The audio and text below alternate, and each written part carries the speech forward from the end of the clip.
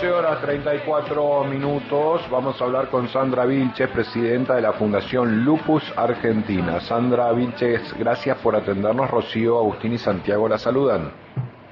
Hola, buenos días. Gracias a ustedes por el espacio. Es un gusto poder estar aquí con ustedes hoy. No, gracias a usted por atendernos. Bueno, vamos a empezar por la pregunta obvia y básica. ¿Qué es el lupus?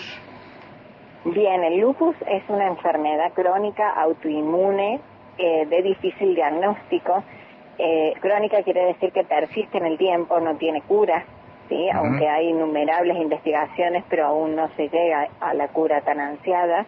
Sí. Y autoinmune es que, bueno, nuestros defensas y anticuerpos que generalmente nos defienden del ataque externo, ¿no?, de virus y bacterias, sí, se equivocan y nos atacan a nosotros mismos, ¿sí? O sea, puede ser diagnosticado un niño, un joven o un adulto, y hay diferentes tipos de lupus, ¿no?, muy leves o muy agresivos cuando ya afectan más de un órgano vital.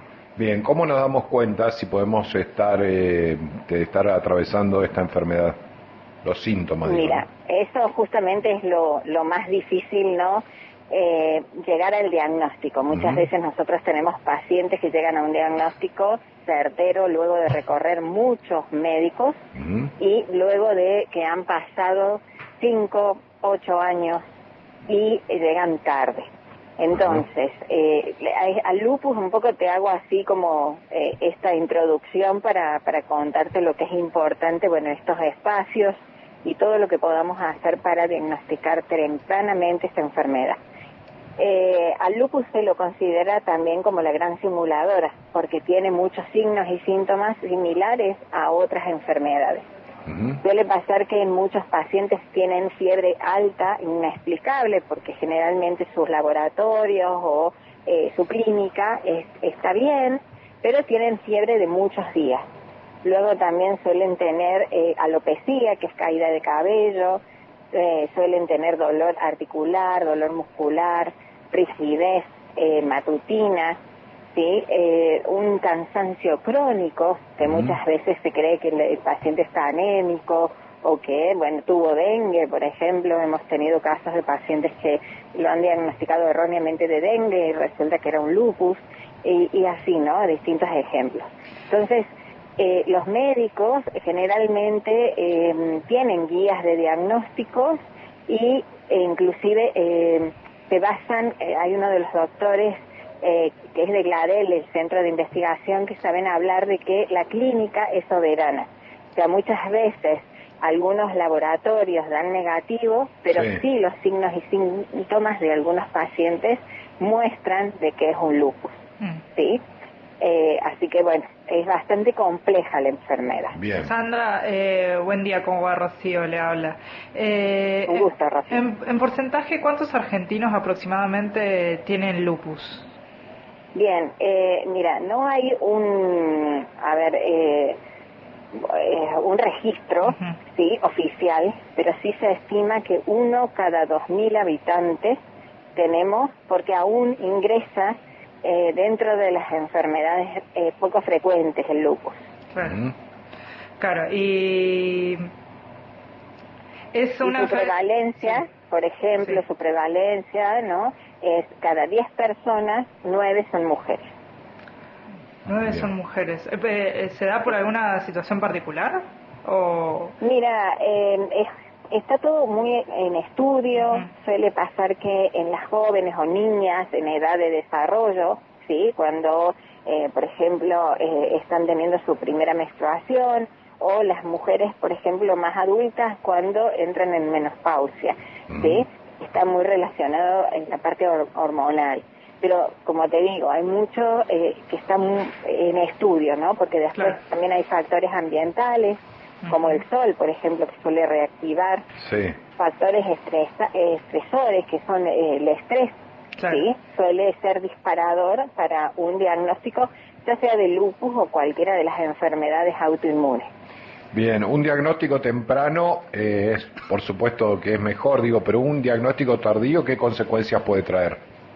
Y un diagnóstico tardío lamentablemente produce lo que es discapacidad visceral, que la discapacidad visceral es la que se produce en los órganos, ¿sí? Generalmente estos pacientes tienen afectados muchas veces los riñones, pulmones, corazón. Muchas veces el paciente, que es lo más frecuente que el lupus tenga, bueno, la afectación en piel, que es lo que se suele ver, y la afectación en riñones, que muchas veces el paciente suele estar largas internaciones con muchos medicamentos, pasa a diálisis y luego, con suerte, a un trasplante.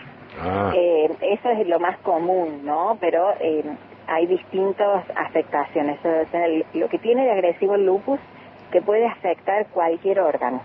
Claro, y agarrado a tiempo se evita todo esto, digamos, tío, ¿o no? Claro, un lupus diagnosticado a tiempo, cuando hay una sospecha de que puede ser un lupus, obviamente, como todas las enfermedades, ¿no? Sí. Quizás el tratamiento sea menos agresivo también, un medicamento sea menos costoso y más accesible para la persona que tiene ese diagnóstico o que tiene que transitar para cumplir su tratamiento, porque muchas veces cuesta que el paciente sea adherente por los altos costos que tienen los medicamentos o el tratamiento en general, ¿no? Porque convengamos que estos pacientes requieren, ellos y la familia, una contención integral. Eso significa tanto clínica como de salud mental también, ¿no? Porque hay que afrontar un diagnóstico de una enfermedad crónica y muchas veces muy agresiva. ¿Cómo está, Sandra? Un buen día, Agustín. Le voy a hacer voy a poner en tensión una recomendación. Voy a hacer dos preguntas, digamos, contraria a lo que voy a hacer ahora, ¿no? Que es hacer dos preguntas en una. ¿En qué medida una predisposición genética al lupus? Y por otro lado, usted habló de cuestiones ambientales. La proximidad con las áreas de producción frutícola, teniendo en cuenta que allí se utilizan químicos, pesticidas, solventes, ¿cómo puede eso también incidir en estimular este tipo de enfermedad? Mire, nosotros tenemos, o se observa, en realidad, esta predisposición ambiental o genética, como comentaba o consultaba al comienzo. Justamente ayer tuvimos un live con dos profesionales, con dos reumatólogas que justamente investigan lupus. Y esto es lo que ellos comentaban, ¿no? Que están en constante investigación, porque muchas veces hay zonas, como con otras enfermedades, suelen, provocar el desencadenamiento de un diagnóstico de una enfermedad autoinmune, que en este caso es lupus, ¿sí? Y con respecto a lo que es, distintos agroquímicos o distintas también que se utilizan más en sectores rurales o en ciertos lugares de la misma ciudad, ¿no? También pueden producir, pero yo no quiero pecar por decir algo que no corresponde, ¿no? Está todo en estudios, que es lo que decían ayer las doctoras también. Está todo estudiándose, ¿sí? Está estudiándose que inclusive el distinto proceder de la persona, si es caucásico, si es a lo mejor vino de Europa, de Italia, de donde es esta persona, hay más prevalencia, ¿no? Está todo en estudio, lo están estudiando. Antes, años atrás, no había nada de esto, ¿no? Y por suerte nuestros médicos, nuestros reumatólogos, en el caso mío soy enfermera, todos investigamos, todos tratamos de ver por qué se diagnostica esta enfermedad. Así que bueno, le puedo decir esto, es como debiendo una respuesta concreta, porque se investiga. Sí se cree que hay una predisposición genética, que no es hereditario, pero suele pasar que en una familia hay 2 o 3 personas con un diagnóstico de alguna autoinmune, ¿sí? No necesariamente lupus. Bien. Y lo mismo con la predisposición ambiental. Muchas veces las personas que están más expuestas al sol, por ejemplo, eso simple, ¿no? Que necesitamos que nos dé el sol, suele pasar que reactiva esta enfermedad.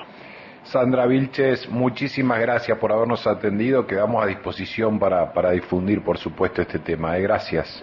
No, gracias a ustedes y bueno, atentos porque todo el mes de mayo, mejor dicho, todo el año, sí, hacemos distintas actividades para difundir lo que son estas enfermedades lupus y enfermedades reumáticas en general. Bien, ¿dónde se Muchas puede gracias a enterar, ustedes. dónde se puede enterar la audiencia de cada actividad? ¿Hay algún sitio Sí. web?